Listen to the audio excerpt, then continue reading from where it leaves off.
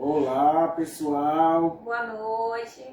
Boa noite, boa noite, boa noite. Nós viemos aqui hoje novamente falar um pouco sobre questões políticas na visão do nosso candidato a vereador Ney Ré. E hoje a nossa pauta principal vai ser sobre a educação.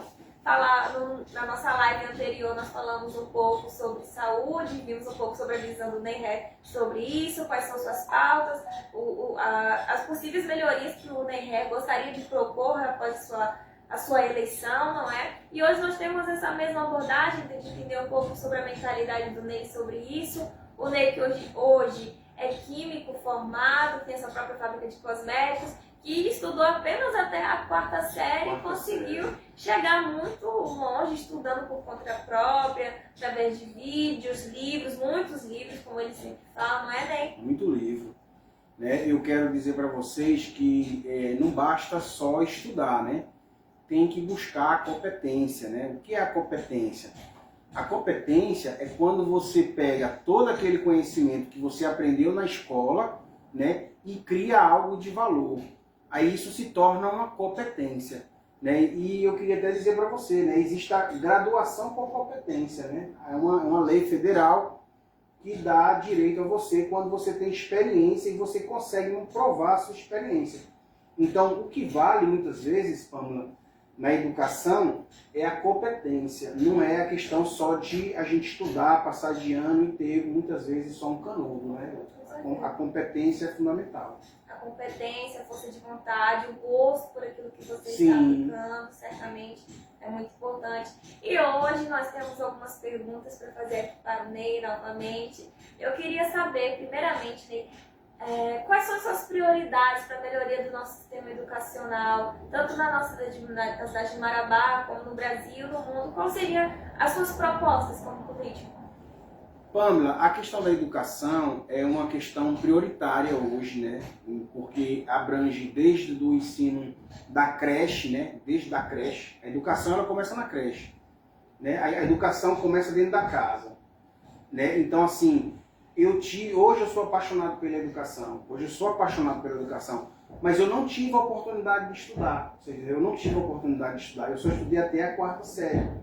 Então, eu só vim gostar de estudar depois de 30 anos de idade, já aqui em Marabá, quando eu comecei a comprar um livro, outro, e fui me gostando da leitura e fui focando naquilo que dava, né, que eu gostava, né?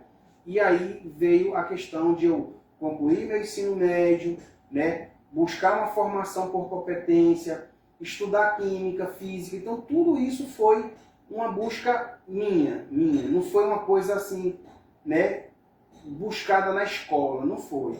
Mas eu acredito hoje que se eu tivesse condições de voltar ao meu tempo atrás, eu faria muito diferente, eu daria muito mais valor à escola. Porque é através da escola que a gente consegue buscar a competência e consegue romper, né? Romper muitos paradigmas que a gente está internalizado até dentro da nossa casa, né? O que a gente traz. Então, tudo isso, na escola, a gente busca essa competência. Agora, o grande desafio, na verdade, que eu vejo em manter, é manter o aluno na escola. Esse é o grande desafio que eu vejo isso, né? Então, eu acho que uma das propostas que eu tenho para a educação é a questão da IA na educação, né? A tecnologia artificial, quer dizer, a inteligência artificial. A IA, ela consegue trazer feedback, ela consegue trazer plano de aula. Hoje eu também já até comentei com você, com um rapaz que quer implantar um calendário de jogos eletrônicos, né? Jogos eletrônicos dentro das escolas públicas de Marabá, para que a gente possa ter uma data no calendário e atrair turista, né? Atrair turista para Marabá, pessoas que vêm de fora para disputar um campeonato de games, né? De games. E isso vai fazer com que isso vai trabalhar. As pessoas vão buscar robótica, né? Vai buscar toda essa tecnologia e esse paradigma da física quântica, que é uma questão tecnológica, né? Porque hoje você está com um tablet na mão, isso é mecânica quântica, né? Então, como esses algoritmos funcionam, como tudo isso funciona, é o futuro, é o futuro. E a gente não pode prever os alunos da IA. Então, eu acredito que precisa chamar os professores, precisa mostrar para os professores que não é bicho de sete cabeças, né? Não é bicho de sete cabeças. É uma questão de adaptação, mas eu acredito que, como já está falando, é uma inteligência artificial para que você possa se adaptar. É muito rápido, mas eu acredito que a gente precisa segurar o aluno na escola.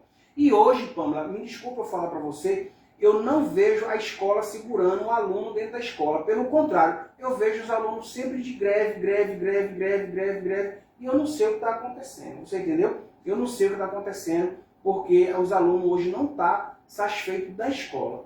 E eu acredito que o que está faltando é isso, porque hoje todo aluno tem um celular na mão, todo aluno tem acesso à internet, todo aluno tem acesso ao material que o professor está dando na sala de aula.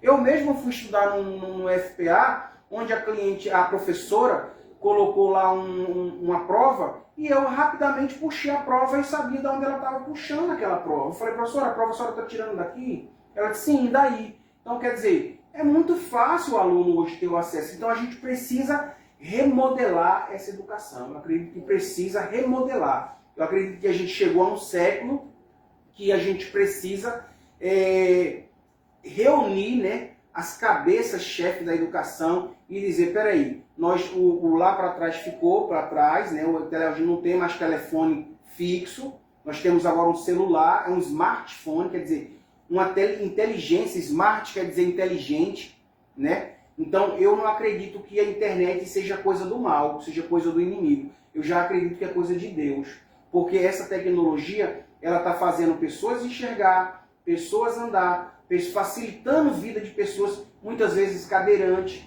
Muitas vezes você consegue trazer um plano de estudo com uma pessoa que tem TDAH, que é muitas vezes uma pessoa interativa e você não sabe como educar essa pessoa. Você não sabe como ensinar essa pessoa. Então a internet, eu acredito que veio para isso e a gente precisa trazer a IA para dentro da educação. Entendi. É porque realmente hoje em dia, não falo por todas as escolas, sabe? Mas muitas das redes de ensino apresentam um método de estudo muito tecnicista. O nosso mundo está avançando, os nossos jovens têm uma mentalidade diferente sobre como é o processo de aprendizagem e por isso nós precisamos de um método educacional mais funcional. Até porque nós precisamos incluir pessoas atípicas dentro desse sistema, promover uma melhoria e, de fato, integrar a tecnologia, mais redes digitais facilita muito o ensino, porque o estudante ele consegue ter essa educação não só na escola, mas também dentro da casa dele. Sabe? Através de um computador, através de um tablet, conseguir ver videoaulas, tudo isso. De fato, precisa de uma capacitação maior dos profissionais da educação. Algumas redes de ensino hoje em dia já trabalham com essa abordagem. Eu tive o privilégio de ter acesso ao SAIS. O SAIS, que é um método de educação que é voltado aos jovens do ensino médio para preparar-se para o Enem e já tem uma abordagem um pouco mais avançada. Seria o ideal que esse modelo de ensino fosse implementado também nas escolas públicas, certo? Como é o nome? Para repetir o nome aqui, porque muitas vezes a pessoa não pegou o nome que você falou. SAIS. SAIS. O SAIS. E o SAIS é o que... Peraí, vamos lá de novo, pessoal. Desculpa aí.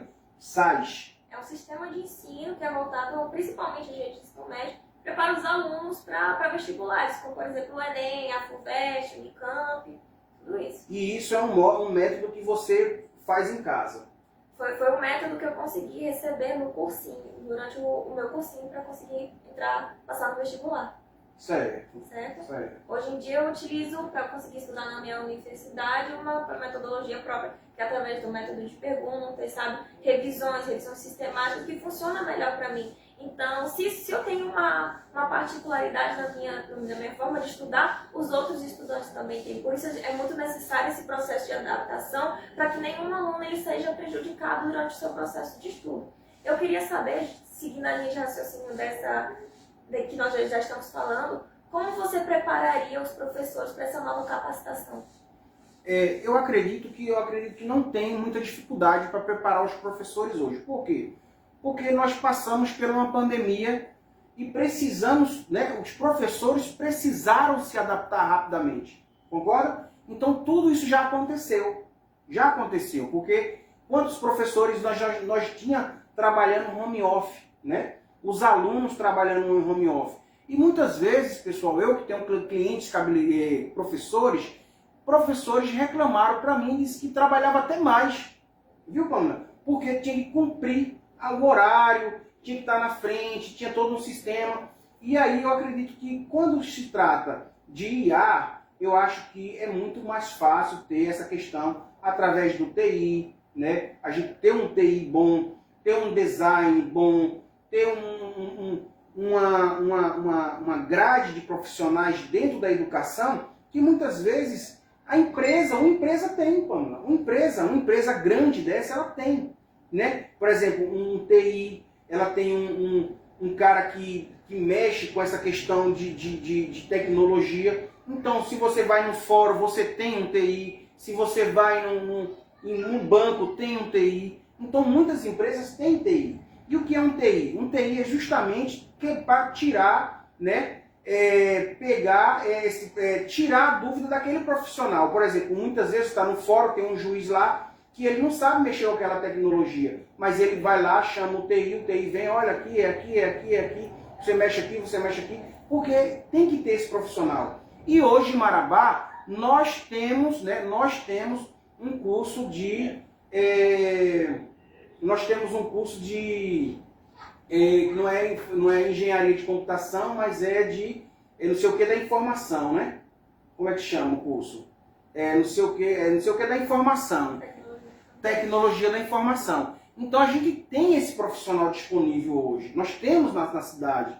E esse profissional, ele está formando e ele está ocupando qual cargo de trabalho. Então eu acredito que essa redesenhada na educação, essa redesenhada nesse modelo, fazer um modelo piloto, né? Criar um modelo piloto, testar um modelo. Vamos fazer aqui em Marabá um modelo, vamos testar esse modelo, vamos ver o que esse modelo pode trazer em 6 meses, em 1 ano, o que trouxe de resultado. Porque nós hoje temos ferramentas suficientes para medir, né? Um desenvolvimento de um aluno, um desenvolvimento de um professor. Nós temos para medir isso. Então, é nessas medidas, né, usando as ferramentas adequadas para criar um modelo de ensino, né, para criar o aluno que a gente quer, que é aquele aluno que a gente... Qual é o aluno que a gente quer? A gente quer aquele aluno que pense por si só, né, que ele tenha pensamento por si só, aquele aluno que ele tenha um pensamento empreendedor, aquele aluno que ele saia dali dizendo assim, ó, graças a Deus, Deus me abençoou, me deu estudo e agora eu não dependo de ninguém, porque o que eu sei, eu consigo ganhar dinheiro onde eu estou. Mas o que eu vejo hoje é essa falta de preparo, entendeu, Pamela? Porque se eu não tivesse essa educação, se eu não tivesse essa pegada empreendedor que eu tenho, eu acredito que se eu não tivesse acesso aos livros, né, quer dizer, Napoleão Rios, né, todos esses livros de empreendedorismo, eu não teria, né, tido tanto avanço na minha vida como empreendedor, eu não teria. Mas eu acredito que a gente precisa fazer esse aluno sonhar, a gente precisa criar a possibilidade desse aluno dizer assim, ó, eu posso, não quero, por exemplo, um aluno ele pode escolher, dizer assim, ó, eu não quero trabalhar, não quero abrir uma empresa, eu quero trabalhar para as pessoas, porque eu não quero ter dor de cabeça, eu não quero me preocupar com conta a pagar, eu quero só receber o meu salário. Isso é um direito do aluno, Mas aquele aluno que dizia assim, ó, eu não quero ser empregado, eu quero empreender, ele saber por onde. Porque hoje eu vejo que a maioria dos alunos não sabe o que fazer. Por que não sabe o que fazer? Porque não tem um negócio chamado metodologia. Não tem metodologia, Pamela. Não tem uma metodologia de fato eficaz. Em algumas redes de ensino hoje em dia, que a maior parte não aplica a educação financeira nas escolas, não só porque não há hoje em dia matéria para isso em todas as redes de ensino, mas também pela falta de preparo dos profissionais, sabe? Então a criança sai da escola, ela não tem nenhum tipo de ensino sobre empreendedorismo, como investir no mercado, entrar no mercado de trabalho, como investir, por exemplo, na bolsa, que já tem algumas escolas que trabalham um pouco sobre isso. Então ela sai um pouco perdida, ela não sabe no que ela vai se voltar, se ela vai seguir o negócio dos pais, se ela vai querer fazer uma faculdade, se ela vai querer montar o seu próprio negócio, devido a essa falta de estrutura, essa falta de preparo que a escola não oferece, acaba oferecendo um ensino muito técnico, muito voltado àquele padrão que já vem sendo aplicado há muitos anos e que já foi provado que não é funcional. Quando a gente fala de programa, Pamela, é muito importante a gente frisar a questão da educação cartesiana, né? A educação que nós temos hoje chama educação cartesiana, a ortodoxa de Copenhague. Essa é a educação que nós temos hoje. Só que o que acontece? Hoje nós temos a física quântica, hoje nós temos a eletroquímica, né? A eletroquímica. Então, hoje nós estamos falando de campo, de energia, nós estamos falando de algoritmos, nós estamos falando de códigos. Mas aí, como é que eu vou falar com esse aluno, Pamela, com a educação cartesiana que é aplicada dentro da escola hoje? Fica difícil. Então, precisa se redesenhar a educação, né? Porque quando a gente passa a entender que existe uma mecânica quântica, né? Porque hoje todo mundo, eu falo sobre isso, pessoal, porque se você não tiver com o seu negócio hoje no celular, na sua mão, você está fora do mercado. O mercado hoje, para você estar dentro do mercado hoje, o seu negócio tem que funcionar dentro do seu celular. Isso é fundamental, eu entender isso. Então, se o meu negócio hoje, ele depende do celular, ele depende de eu ter, saber me comunicar, né? Saber me comunicar. Quer dizer, o meu relacionamento, né? Qual é o meu relacionamento? É através das redes sociais. Mas aí, eu não sei como essa rede social funciona, né? Como é que essa internet funciona? O que é isso? Então, as pessoas acabam fugindo desse assunto, né? Porque, muitas vezes, Pamela, eu cheguei lá na UFPA e vejo um doutor formado em Química e ele diz que ninguém nunca viu um átomo. E aquilo ali eu fiquei muito, né? Porque nós temos um acelerador de partícula, né? Que faz chocar próton com próton. Então, se o cara chega num próton, por que ele não viu um átomo? Você entendeu? Se sabe a distância de um átomo, do núcleo de um próton para o primeiro elétron, como é que eu não cheguei no átomo? Como é que eu não vi um átomo? Então, a educação, ela muitas vezes não está falando a verdade. Você entendeu? Porque existe uma organização, né? Existe um sistema chamado sistema cartesiano. E eu acredito que chegamos a uma época da vida que precisamos redefinir as coisas. Porque hoje nós sabemos das coisas, hoje todo mundo está com o celular na mão. E muitas vezes o aluno, ele é acostumado com o celular na mão, ele vai lá na escola, chega em casa e fala: mãe, eu estou sabendo mais do que meu professor. Porque como você falou para mim, que estava aprendendo mais na sua casa do que na escola. Você entendeu?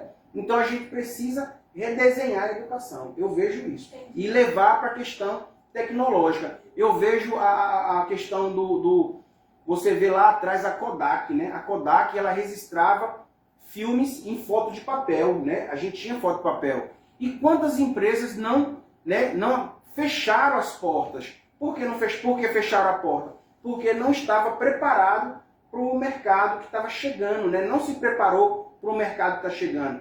Então hoje eu vejo que a energia solar, hoje, fitas adesivas colocando em cima de carro para o carro ficar funcional, com fitas adesivas.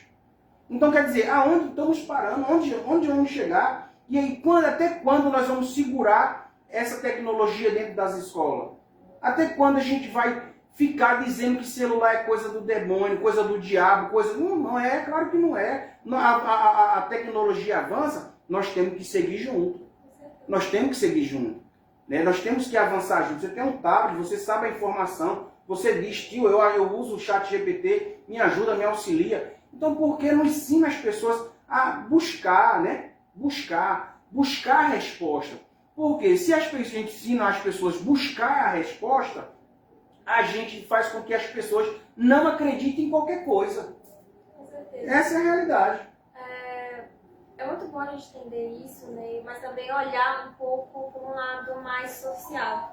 Hoje a gente sabe que a gente tem muitas disparidades econômicas, tanto no nosso país como na nossa Mas cidade. o celular todo mundo tem. Sim. O celular Que impedem muito o acesso à educação funcional, às vezes o acesso a um curso melhor, que possa capacitar, às vezes, um jovem a alguma coisa que ele almeja. Ana, só cortando a sua fala rapidinho, eu postei no TikTok, aí é só ir no meu TikTok, vai ver lá, não sei quantos mil tablets, né, que foram comprados em 2022, né, eu publiquei lá, e não foi entregue para os alunos. Eu queria saber. Então não é por falta, porque verba tem. O que não tem é boa intenção de fazer o melhor para o próximo. É isso que eu vejo. Pode fazer a pergunta. Esse seu pensamento, eu queria entender como é que você, com essa abordagem que você comentou, como é que você lidaria com essa disparidade econômica dentro da área da educação para o acesso à tecnologia? Então, eu acabei de falar, Pamela, a tecnologia ela tem que vir do governo, ela não tem que vir do aluno. O aluno ele não tem que pegar o dinheiro dele para comprar um notebook para levar para a escola. A escola tem que colocar um notebook lá. É só a gente ver o quanto que o governo gastou, né? Desviou já a hoje, né? Hoje, o quanto o Brasil está afundado. De bilhões de dinheiro foram tirados da educação, da saúde, de todas as áreas. Então esse dinheiro, se a gente for fazer uma conta, tem como colocar computadores, tablets em todas as escolas, porque não falta dinheiro. Não falta dinheiro. Porque quando a gente fala de questão de dinheiro, a gente vê milhões. Todo dia, se você assistir o jornal, é só falando de milhões. Mas o que falta é pessoas que digam assim, ó, eu vou fazer essa população progredir. Eu vou fazer com que essa população ela cresça. Eu vou fazer com que essa população ache um caminho e não adote mais coisa de miséria de nada, porque existe uma organização querendo fazer com que as pessoas saibam menos. É isso que eu vejo. Entendeu? Então falta interesse do governo, falta interesse dos nossos governantes, falta interesse, porque não é que dinheiro não falta. Dinheiro não falta. Então eu acredito que não precisa o aluno levar, nem que ele tenha dinheiro, nem que ele não tenha dinheiro, a escola tem que disponibilizar. A escola tem que disponibilizar. Ou, por exemplo, você vê na UEPA, bem ali, na UEPA não, no IFPA, nós temos laboratórios maravilhosos com muito máquina de computadores. Muitos computadores. Aqui, ó, no IFPA, aqui no Industrial, IFPA Industrial, aqui na Folha 16. Nós temos lá 2 salas de informática. 2 salas de informática. Perfeita. Então não é desculpa a questão da desculpa, porque não tem isso. O aluno ele vai utilizar um aparelho da escola, não é o aparelho dele. O aparelho dele ele usa na casa dele. Porque aí evita até dele ser assaltado na rua. Entendi. Mudando um pouquinho, podemos mudar um pouquinho sobre esse assunto agora? Você que manda, né? Eu estou aqui só para responder, né? Entendi. Assim, Ney, eu sei que você é pai, você tem uma filha de 12 anos. 12 anos, a Valentina. Maravilhosa. Entendeu? Muito inteligente. Tava com ela agora à tarde, comprei uns lápis para ela ali na esquema ali, ela saiu muito feliz, disse que não precisava nem comprar mais presente para ela, de aniversário, viu? E eu falei, não precisa, para com isso, entendeu? Porque é uma pessoa muito compreensiva, uma menina, nossa senhora, assim, sabe? Eu sei que você sempre faz o possível para participar da educação dela em casa, que a educação, na verdade, a de casa é a mais importante para a vida de uma criança, através da família, que ela vai basear, acho que toda a forma comportamental dela no futuro, né? Eu queria saber, Ney, como é que você promoveria a maior participação dos pais e da comunidade no ensino dos filhos? Pamela, é uma coisa assim que depende do pai, sabe? A gente não pode generalizar ou entrar dentro da casa, né? Porque a gente, com o aluno, a gente faz mudar o pai, a gente consegue fazer mudar o pai, mas a gente não tem, né, como governo, como legislativo, não tem como chegar na casa, você entendeu? Mas a questão é assim, eu vou falar uma coisa para vocês aqui que estiverem me assistindo. Quando a gente, quando eu vou contar uma história, né? Falar uma história aqui. Eu sempre falo isso, essa semana falei aqui com uma cliente aqui no salão, que ela falou, Ney, meu filho está me dando muito trabalho, e eu não sei o que fazer, tarará, eu falei para ela, falei, olha, eu falo isso para os pais, tá? Isso eu estou falando para os pais. Quando a gente entra num avião, a gente escuta o aeromoça lá falando assim, em caso de despressurização, máscaras cairão. coloque primeiro em você, depois auxilie quem está do lado. Então, muitas vezes, quem está do meu lado, Pamela, é minha filha. E aí, por eu querer ajudar minha filha, eu esqueço de colocar a máscara em mim. Entendeu? Então, muitas vezes, o aluno ele tem um comportamento, mas o pai ele quer cobrar do filho, mas ele não quer ser exemplo para o filho. Então, a minha filha, ela tem a educação dela comigo, né? Você comigo aqui, a forma que a gente se convive, você é minha sobrinha, né? Para mim é mesmo que ser minha filha. Você entendeu? Você é mesmo que ser minha filha para mim.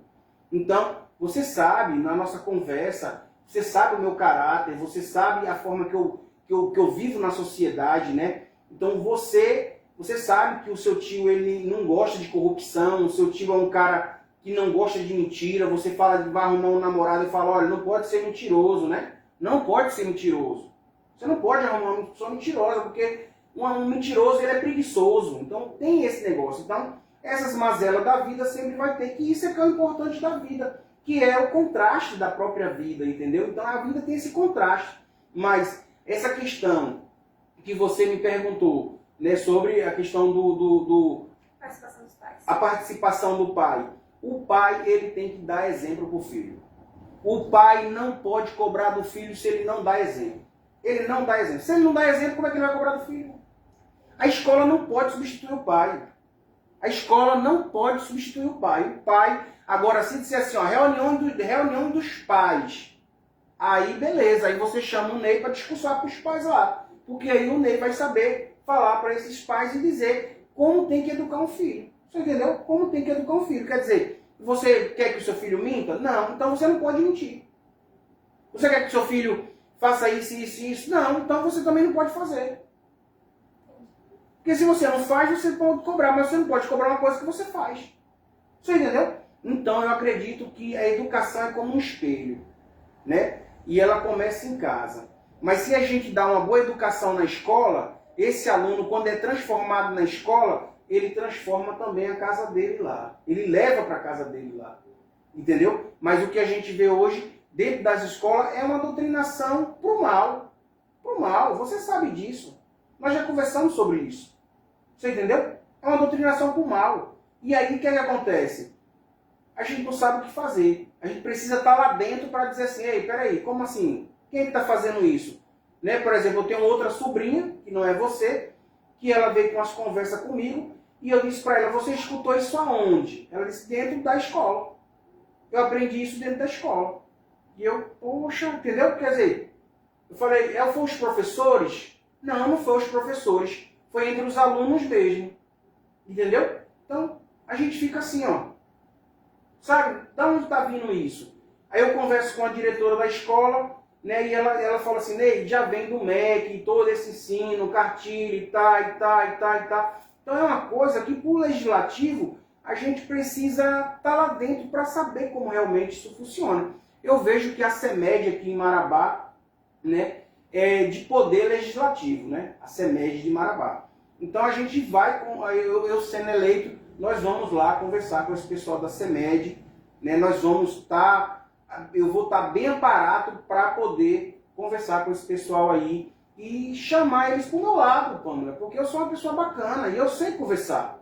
Eu sei conversar, entendeu? Eu sei chegar com eles e conversar. Agora, se tem uma organização, que eu não sei, mas se tiver uma organização que o objetivo é levar os alunos para o mal, para um abismo, aí a gente vai descobrir quando estiver lá. Acho que para dar também continuidade a essa proposta, seria muito interessante a gente formar, tipo, como se fossem algumas reuniões comunitárias dentro dos colégios, para promover essa integração, esse debate maior da rede de ensino com os pais, com os jovens, para conseguir aproximar, sabe? Eu acho que um melhor exemplo que eu tenho de participação familiar na escola seria o do meu pai, que toda semana ele estava lá dentro falando com os professores, com os diretores, para saber como estava meu desempenho. Isso influenciou muito dentro do meu processo de estudo. Até hoje, mesmo após o falecimento dele, eu consigo lembrar daquela cobrança, daquela insistência, do incentivo a estudar. Seu pai era um diferenciado, né? Com certeza. Né? E elogiado por muitas professoras aqui de Marabá. Recentemente eu tive a oportunidade de encontrar um coordenador que estava na minha escola quando eu estava na 6ª série, e ele fala que mesmo após o falecimento do meu pai, em todas as reuniões de escola, ele cita o nome dele para conseguir dar de exemplo para os pais sobre a participação dele na minha escola. Sim, sim. E aí é como eu sempre falei, né? Eu sempre tirei você não chegou a esse curso de medicina, né, por acaso, não foi por acaso, né? Eu sempre falo o seguinte, ela hoje está formando em médica porque ela aprendeu uma palavra chamada pagar o preço, né? Pagar o preço. Então, muitas vezes as pessoas não sabem ensinar o filho a pagar o preço.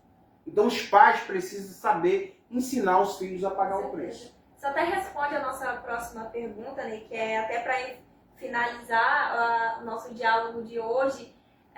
Como é que você, como pai, como uma pessoa que sabe que na sua infância teve um conhecimento limitado e após 30 anos, como você disse, conseguiu voltar a estudar, mas como é que você ajudaria a melhorar o desempenho dos alunos nas escolas e impedir a evasão escolar? É levar divertimento, né? Porque o que faz o aluno também estar dentro da escola é a questão das atividades que seja voltado para aquilo que ele gosta, né? Ninguém faz o que não gosta, você entendeu?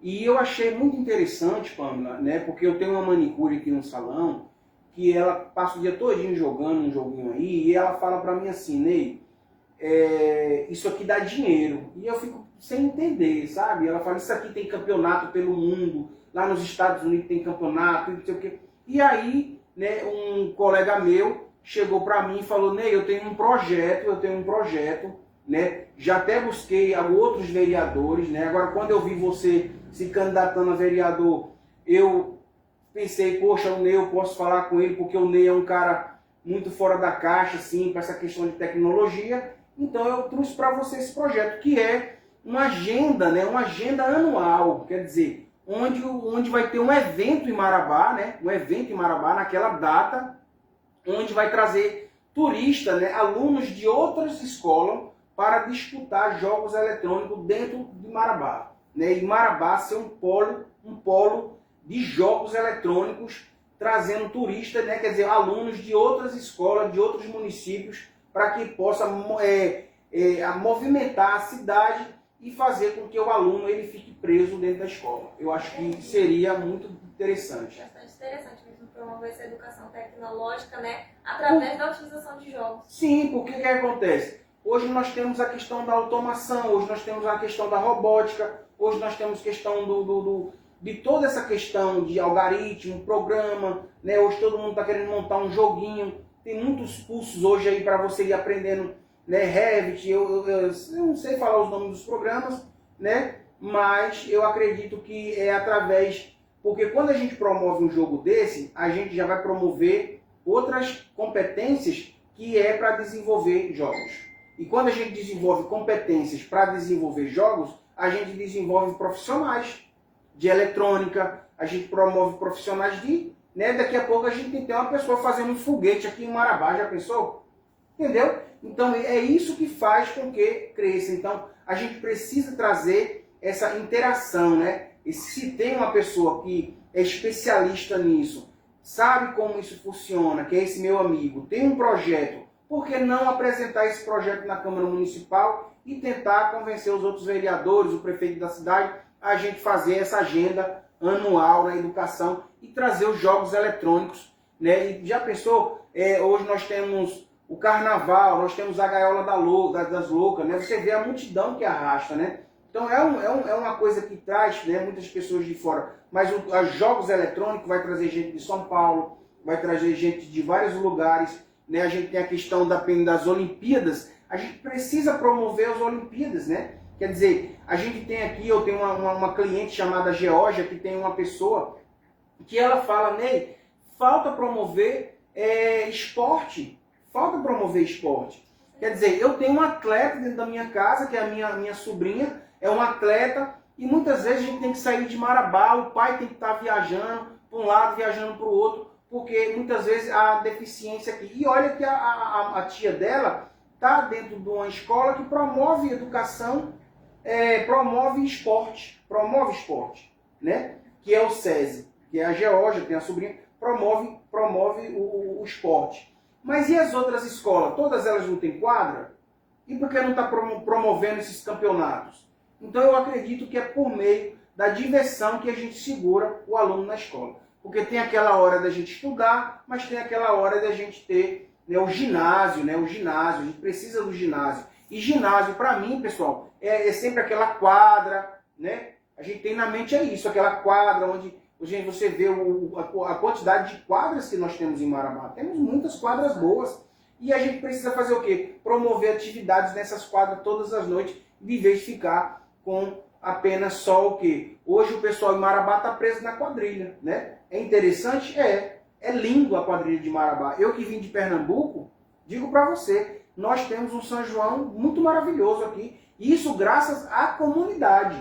Isso é graças à comunidade que se dedica. Não é graças aos políticos, tá? Isso é graças à comunidade. Então, se a comunidade hoje ela tem essa dedicação no festejo junino, a gente precisa promover outras coisas, porque nem todo mundo gosta de dançar quadrilha. E as outras pessoas vão fazer o quê? Né? Então a gente precisa trazer isso. E eu vejo que essa questão dos jogos eletrônicos, para a gente ter um calendário anual, é de grande valia para Marabá. Perfeito, Ney. Para finalizar mais um dos nossos diálogos, hoje gostaria de agradecer novamente essa nossa conversa. E para poder encerrar, agradecer a participação de todas as pessoas que assistiram até agora. Muito obrigado, pessoal. Vocês que estão aí, compartilhem o vídeo, vote em mim, tá? Eu tenho certeza que eu consigo fazer muito por Marabá, muito mesmo. Muita gente aqui em Marabá sabe aí o quanto eu fiz um percurso para abrir uma fábrica de cosmético. Uma fábrica de cosmético não é tão simples, né? É uma coisa assim que tem...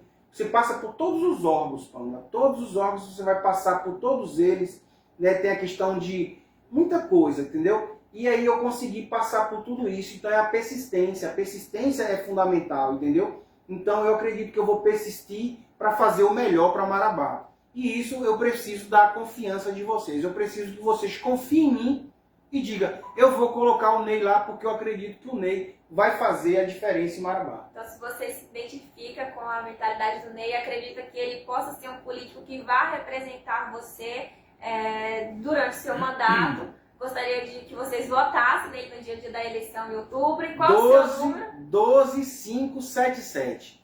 12577. Perfeito. Não tem errada. 12, que é o número da minha filha, a idade da minha filha. 5 é das infinitas possibilidades. E 77, que é o dom dos Espírito Santo, é o número da perfeição de Deus, é o 7. Então, é 12577. 12577. Anote aí. Pamela, eu quero também deixar claro aqui para as pessoas que estão em casa também nos assistindo aí, que eu não vou ter o santinho, né? Eu vou até promover agora uma doação, porque eu fiquei meio fora das coligações aí, que eu não aceitei muito isso, porque eu acredito assim, Pamela, se eu sou um fiscalizador, se eu vou ser um parlamentar para fiscalizar a prefeitura, né, criar projetos, porque eu tenho que estar de acordo com o prefeito. Eu não acho isso interessante. Então eu não vou ter santinho, eu não vou ter material gráfico. Já andaram falando aí que eu sou o candidato rico, eu não sou candidato rico. Todo mundo sabe da minha situação em Marabá, mas eu quero dizer para vocês que anote com a caneta 12577. Anote, vá lá na urna, dê o seu voto para mim e garanto para você que eu não vou lhe decepcionar. Eu não vou decepcionar você quando eu chegar na Câmara Municipal. Você vai ter muito orgulho de mim. Tenho certeza disso. Tudo bem, gente. Obrigada. Para vereador de Marabá 12577. E até o próximo encontro. Até mais. Valeu, pessoal. Tchau. Valeu, tchau. Valeu.